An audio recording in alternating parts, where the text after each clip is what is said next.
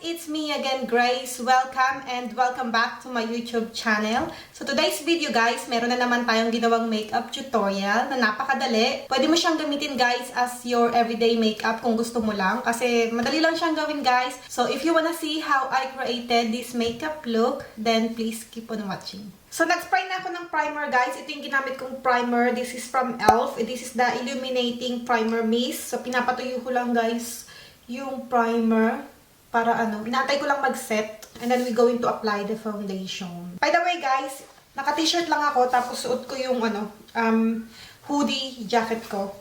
Para, comfortable, diba? Kasi dito lang naman ako sa bahay. Anyway, mag-apply na tayo ng foundation, guys. Gagamitin ko tong foundation from Revolution. Ito, guys, yung foundation na to. Maganda siya. Kaso, medyo light siya sa akin. Kaya hindi ko siya masyadong ginagamit. Tignan nyo, hindi naman siya yellow undertone din. Kaya hindi ko siya masyadong ginagamit. Pero today, gamitin natin siya. Hindi ko alam kung gaano kadami. So, ayan. And then, blend natin siya ng damp sponge. Sobrang light siya sa akin, itong foundation na to. Feeling ko lang. Oh, sobrang light nga talaga. Dapat pala hinaluan ko siya nung yung The Ordinary ko na full coverage na foundation. Kasi yun sobrang yellow undertone nun. Pero maganda guys yung coverage nitong foundation na to. Hindi lang talaga siya match yung shade. Pero, yeah, yung coverage guys, sobrang full coverage din to. Yeah, madali din siyang i-blend. Hindi naman pahirapan dito. Yan, dagdag tayo sa neck guys kasi hindi pantay ang aking neck at ang aking face.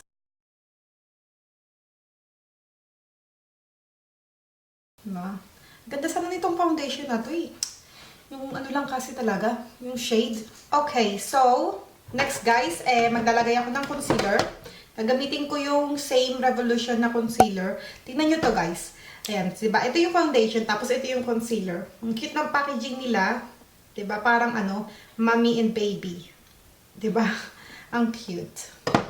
So, ito naman, ilalagay ko siya sa aking under ito naman medyo dark. Ano kaya yun?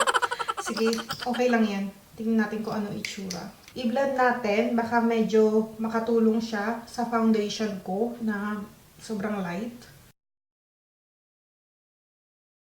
So, hindi niya na-brighten up yung aking under eye kasi nga medyo dark siya sa akin. Pero, parang nakatulong siya sa concealer, sa foundation ko. So, feeling ko hindi na masyadong maputi yung, yung foundation ko. Hindi na siya masyadong maputi tignan.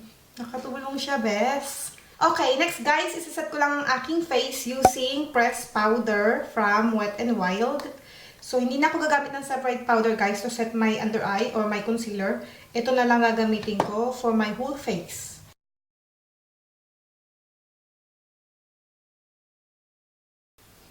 Yan. Then, set din natin yung ating neck. Ilagay natin ng foundation. And then next, guys, gagawin ko lang ang aking kilay. Gagamitin ko tong aking Anastasia Brow Pomade in the shade Dark Brown. I'm going to do my eyebrow off camera, guys. Pero ilalagay ko yung link ng aking eyebrow routine sa description box para mapanood nyo din, guys. So, I'll be right back. Hi guys! I am back. So, ayan, tapos ko na ang aking kilay. So, next, maglagay na tayo ng konting eyeshadow, guys. So, gagamitin ko tong Revolution palette. This is the Life of the Dance Floor Guest List palette, guys. So, ayan. Ayan yung itsura niya. Very warm ng palette na to, guys. So, konti lang naman yung ilalagay ating eyeshadow, guys. Okay, so, i-warm up ko lang ang aking crease using this shade. Medyo powdery yung palette, guys. So, lagay ko lang siya dito sa aking crease. Yan, warm up lang natin ang ating crease. This palette, guys, meron siyang mirror. So, gamitin ko yung mirror. Wow! Para tayong, on fire. Parang ganon. Blend lang natin ng i-blend, guys, para pantay. Ayan. And then, next shade, guys, gagamitin ko to. Gusto ko yung medyo pink. So, gagamitin ko tong shade na to. Pink. Lalagay ko siya sa aking eyelids. Yan. So, i-blend lang natin siya sa aking eyelids. Tapos, ganun lang, guys. Ganyan lang yung eyeshadow natin. Diba? Mabilis lang, madali lang. So, kahit medyo messy yung pagkakalagay mo, okay lang.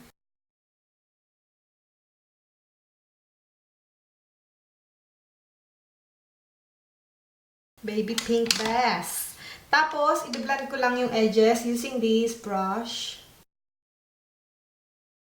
And then guys, hindi na ako maglalagay ng eyeshadow sa aking lower lash line. So, ayan lang yung eyeshadow natin, di ba? Madali lang. Tapos, maglalagay lang ako ng brown eyeliner. So, feeling ko gusto kong i-line yung aking banda dito ng brown eyeliner. So, yeah, gawa tayo ng line dito sa ating dito banda. I-line lang natin siya ng brown.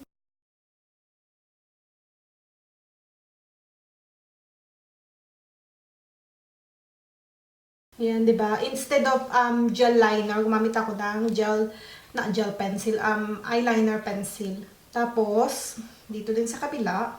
Actually, i-line ko na rin yung aking waterline, guys. Itong brown eyeliner. Ayan. So, dito din sa kabila. Maglalagay na ako ng mascara, guys. Gagamitin ko tong mascara from LA Girl.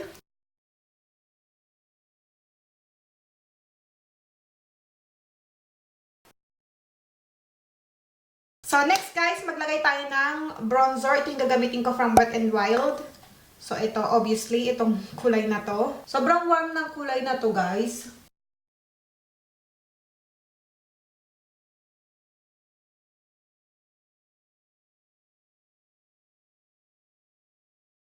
Ayan. And then, for the blush, guys, gagamitin ko tong Colourpop Alexis Ren na kit. So, ayan. Ito yung gagamitin kong blush today. Actually, guys, alam nyo ba tong shade na to? Supposed to be bronzer.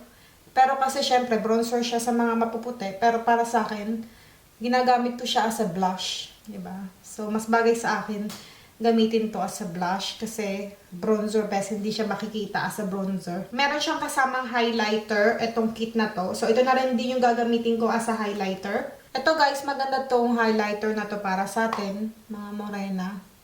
Medyo may gold hint siya. Ayun o. Medyo gold. Ayoko talagang gumagamit ng highlighter with the fan brush. Kasi parang hindi ko, masyadong makita kung saan ko nilalagay yung highlighter. Parang medyo nakakalat siya. Pero kasi nilaban ko yung eyeshadow brush ko o yung highlighter brush ko. So, hindi ko siya magamit. Anyway, ayan na yung aking highlights. Maglalagay din ako dito sa aking inner corner, guys. Ayan, para ma-brighten up ang aking eyes.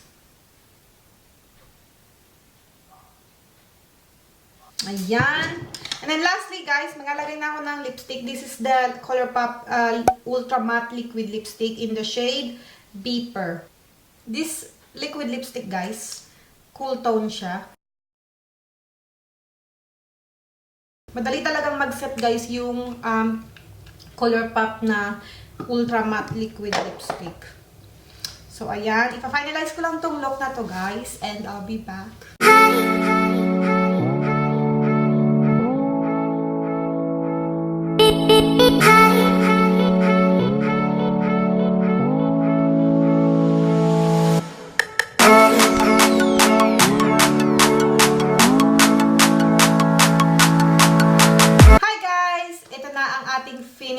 Look. Sana nagustuhan nyo tong look na ginawa natin today. Sobrang dali lang niya, guys. At actually, pwede mo siyang gamitin as your everyday makeup kung gusto mo. Kasi madali lang siyang gawin, guys. So yeah, if you have any questions or request videos, please let me know in the comment section below.